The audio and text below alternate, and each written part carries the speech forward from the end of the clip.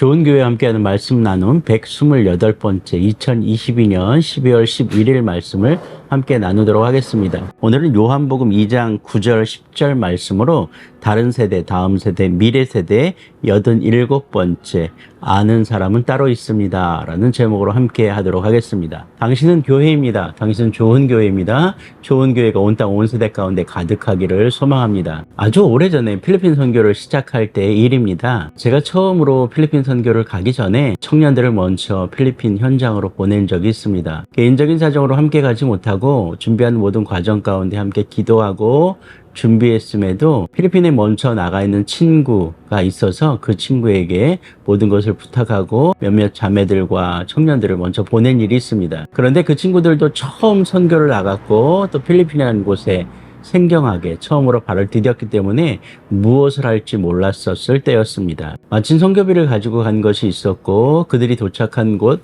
그 교회에서 필요한 것이 플라스틱 의자였습니다. 그래서 그 친구들은 그 플라스틱 의자를 가져다가 또 사다 놓고 거기서 딱히 할 것 또는 무엇을 해야 할지 몰라서 그 의자를 수건을 걸레 삼아서 열심히 닦았다고 합니다. 그 친구들이 그 현장에서 그 수고를 다 하고 그 다음에 제가 함께 또 그 친구들과 필리핀 선교를 들어갔을 때 감사하게도 그곳에 목사님과 그곳의 성도님들은 이 친구들이 했던 그 작은 일들을 기억해주고 저에게 감사하다고 몇 번이나 인사를 했습니다. 제가 한 일은 아니고 또 제가 시킨 일은 아니지만 그들은 그 현장에서 필요한 것에 수고하고 땀 흘리면서 먼지를 닦아내고 흙을 털어내는 그 작은 일을 감당했던 것이죠. 그렇게 필리핀 선교는 아름다운 모습으로 기억되며 시작되었습니다. 돌이켜 생각하면 제가 그들에게 무엇인가를 해주지는 않았지만 그들이 평상시에 배웠던 그들이 신앙으로 믿음으로 깨우쳤던 일들을 아주 묵묵히 성실하게 수행했던 것입니다. 그것이 오히려 저희 함께하는 선교회와 저에게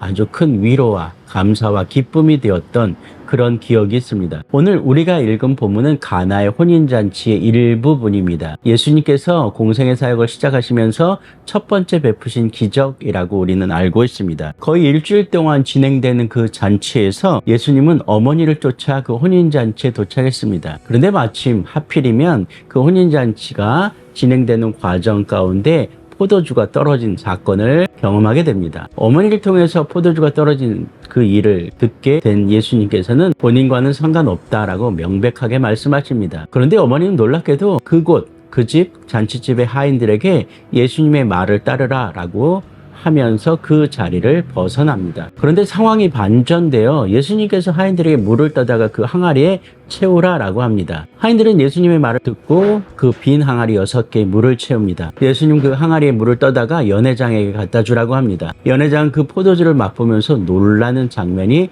오늘 본문의 이야기입니다. 오늘 본문을 여러 가지로 좀 생각을 해봤습니다. 그리고 좀 묵상해 보았습니다. 어떻게 그런 일들이 일어났는가, 이것이 중요한 것이 아니라 그 일에 반응하는 연회장의 이야기와 하인들의 모습을 우리는 서로 대비하면서 볼 수 있습니다. 복음서를 이야기하면서 우리는 계속 그 앞부분에, 복음서 앞부분에 놓여져 있는 작은 자들의 이야기를 듣게 됩니다. 이 복음서에서 시작되어지는 이 작은 자들의 이야기는 우리에게 굉장히 흥미로운 이야기들을 전달해 주고 있습니다. 오늘 본문에서 우리가 읽은 연회장의 이야기 그리고 하인들의 이야기는 어쩌면 그 작은 자들의 이야기의 절정일 것 같습니다. 우리가 읽은 본문을 다시 한번 읽어보면 이렇습니다. 연회장은 물로 된 포도주를 맛보고도 어디서 났는지 알지 못하되 물 떠온 하인들은 알더라 라고 기록하고 있습니다. 연회장, 잔치의 포도주를 책임져야 하는 사람이 그 사람이 포도주의 출처를 모른다는 것 자체도 너무나 재미있지만 그냥 심부름이나 하고 일선을 돕는 하인들,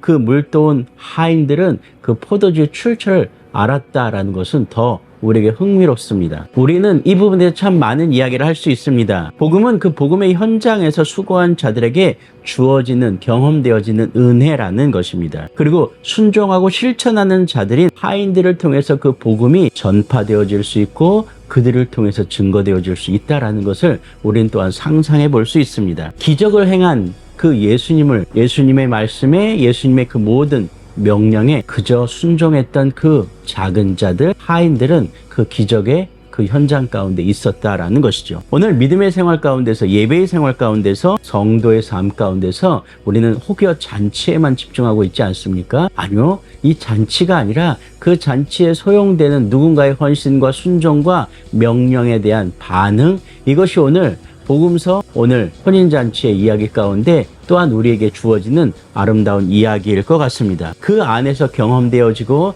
그 안에서 실천되어지고 그 안에서 순종했던 그 하인들의 이야기를 통해서 우리는 정말로 주님께서 무슨 말씀을 하고 계시며 주님께 어떻게 반응해야 되며 주님의 그 사명 가운데 우리가 어떻게 참여해야 되는가라는 것들을 경험하게 될 수 있다라는 것입니다. 그렇습니다. 결국 예수님을 통해서 오늘 복음은 증거됩니다. 그리고 그 예수님의 영광스러움이 오늘 수고했다라는 그 칭찬으로 신랑에게 돌려졌다라는 얘기는 굉장히 의미심장합니다. 오늘 우리는 우리의 잔치에서, 우리의 예배 현장에서, 우리 믿음의 삶의 현장에서 우리의 수고와 헌신과 순정이 우리에게 어떤 대가로 돌아올 거라고 기대합니다. 그러나 그것이 아니라 정말로 그 수고하고 헌신하고 애쓴 현장에서 그 모든 영광과 열매들은 하나님께, 아니 예수 그리스도께 돌려져야 된다는 것을 다시 한번 이 혼인잔치를 통해서 우리는 경험하게 됩니다. 신랑을 불러 말하되 사람마다 먼저 좋은 포도주를 내고 취한 후에 낮은 것을 내거늘